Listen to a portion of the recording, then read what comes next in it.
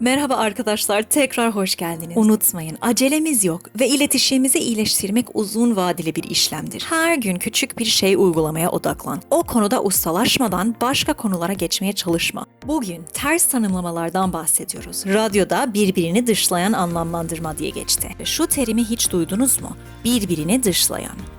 Birbirini dışlayan iki unsur, birbirinin varoluşuna izin vermeyen şeylerdir. Örneğin ışık ve karanlık. Işık neredeyse karanlık orada olamaz. Tersine karanlık neredeyse ışık orada olamaz. Aynı şey başka sözlerle söylemek için şunu ya şu olacak ya bu olacak sendromu olarak tanımlayabiliriz.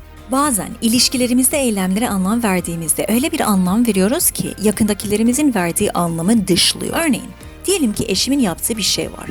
Hep yaptığında bana önem vermiyormuş gibi hissediyorsam ya beni ya o şeyi seçmesi lazım diye söyleyebilirim. Ya şu ya bu.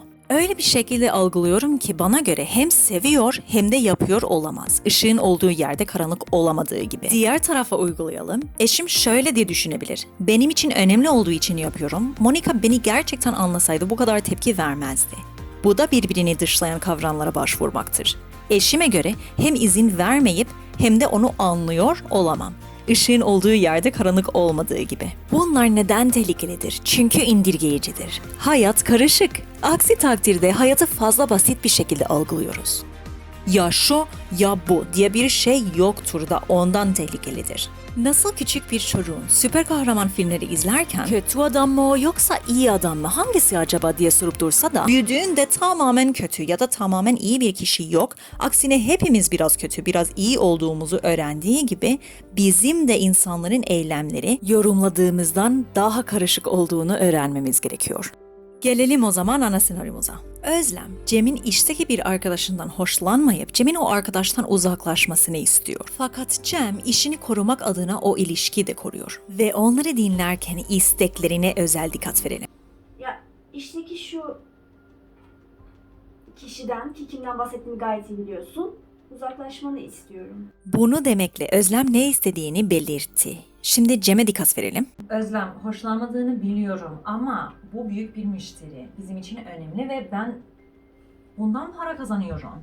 Yani iyi de dünyanın parasını kazansam bile, yani ruhunu satsan der mi? Senin ailene karşı bir görevin var. İlginç, ailenin korunmasına bir sebep olarak verdi. Cem buna ne diyecek?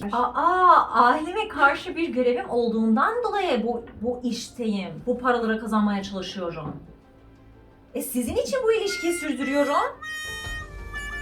İşte karışma noktamız tam şurası. Özlem kendi isteklerini öyle bir şekilde anlamlandırmıştı ki aileni korumakla eş anlamlı oldu. Ancak Cem kendi isteklerini öyle bir şekilde anlamlandırmıştı ki aileni korumakla eş anlamlı oldu. Ve her ikisine göre diğer kişinin isteği ailenin korunmuş olmasını dışlıyor. Birbirini dışlayan kavramlar olarak algılıyorlar. Bunun çözümü her iki tarafın asıl hedefleri ne olup olmadığını belirlemek. Belirttikten sonra o hedeflere ulaşmak için ne fazlası ne de az içeren bir orta yol bulabilirler. Uzaklaşmanı istiyorum. Ailene karşı bir görevin var.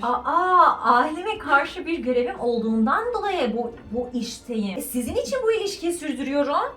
Frene basmayı bilen kişi bu noktada durup kendi kendine der ki bir dakika her ikimiz de aynı sebebi verip zıt eylemler istiyoruz. Burada bir karışıklık var. Derhal durup asıl hedeflerimiz ne olup olmadığını keşfetmeliyiz. Onlar doğru yolunu gösterirler bize.